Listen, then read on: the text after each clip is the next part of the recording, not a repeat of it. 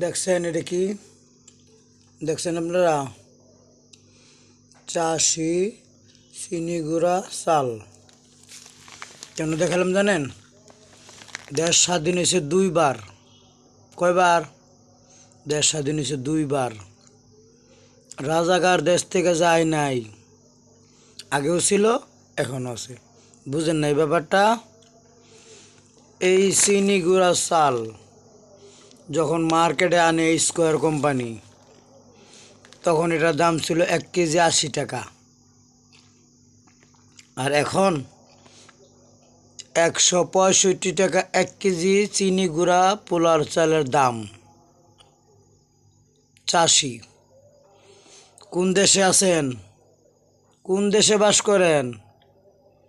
একটা রিক্সাওয়ালার ছোট বাচ্চা যদি বলে, বাবা আমি পোলাওর চাউলের ভাত খাবো, পোলাও খাবো, বিরিয়ানি খাবো, সেই রিক্সাওয়ালা 1 কেজি চাউল কিনতে হয় 165 টাকা। এই হলো বাংলাদেশ।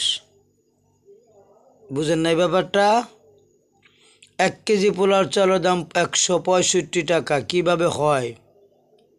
পৃথিবীর ইতিহাসে নাই।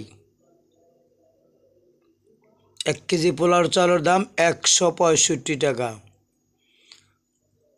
আজকে আলুর দাম, পেঁয়াজের দাম, তেলের দাম, চিনির দাম, সব কিছু দাম বাড়ছে। সব কিছুর পিছনে কষ্ট এবং খরচ দেখাইতেছে। এই চাউলের কি খরচ আছে? এই একটা প্যাকেট 1 কেজি চাউল, বলেন।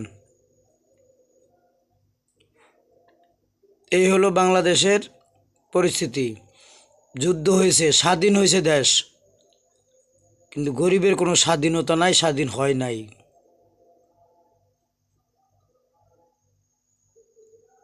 এর বিরুদ্ধে কোনো অ্যাকশন নাই, কোনো প্রশাসন নাই। আপনি কিভাবে 165 টাকা 1 কেজি চাউল বিক্রি করেন বলেন? কিভাবে বিক্রি করেন? আছে জবাব? নাই কারো কাছে। একেই বলে সুস্থ মাথায় ডাকাতি, ঠান্ডা মাথায় ডাকাতি হচ্ছে এই দেশে। বুঝেন না ব্যাপারটা? যতদিন এই দেশে গরিব মানুষের মুখ না খুলবে, ততদিন এই দেশে এইভাবেই চলবে। আগামী ভিডিওতে আর একটা যে কোনো একটা পণ্য নিয়ে আসবো।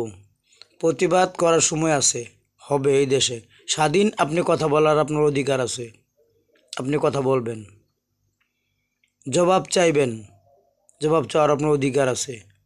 স্বাধীন দেশের নাগরিক আপনি। ভালো থাকবেন। বুঝেন না ব্যাপারটা?